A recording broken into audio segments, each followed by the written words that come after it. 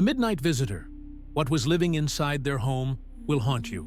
They say every neighborhood has a secret. But in some places, the secrets knock back.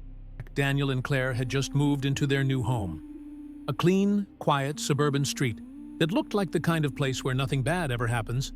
Neatly trimmed lawns, joggers at sunrise, neighbors who smiled politely and minded their business. The kind of neighborhood people in the UK, Canada, or the US dream about.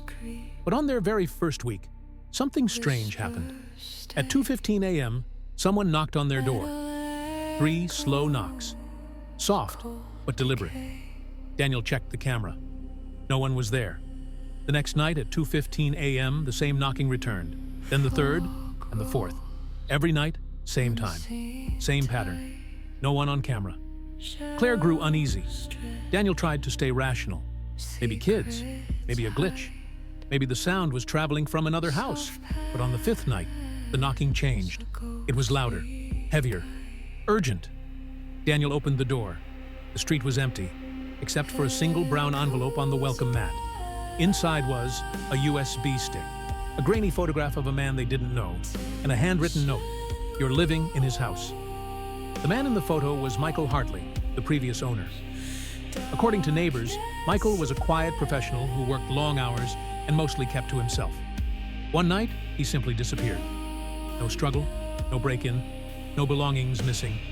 People assumed he'd moved away abruptly, but nothing was ever proven. His disappearance faded into local rumors. Until now. When Daniel played the USB video, his blood ran cold.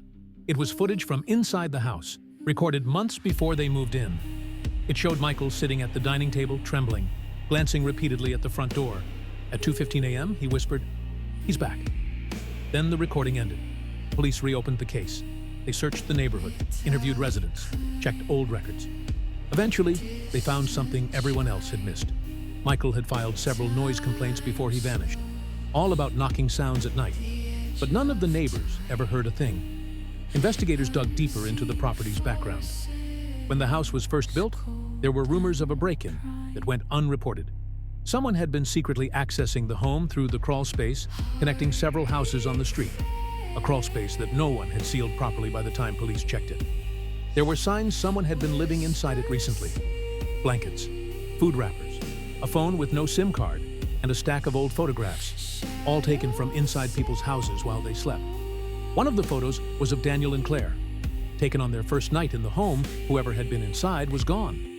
But the evidence made one thing clear. The midnight visitor wasn't a ghost. He was a real man, moving silently through walls, ceilings, and crawl spaces, entering homes unnoticed. Just to watch, Michael had discovered him. Michael had reported him. Michael had confronted him. No one ever found Michael's body. No one ever found the intruder either. The knocks stopped after police sealed every crawl space in the neighborhood. But for Daniel and Claire, sleep never felt the same again. Because sometimes the scariest criminals aren't the ones who break your door, they're the ones who were already inside.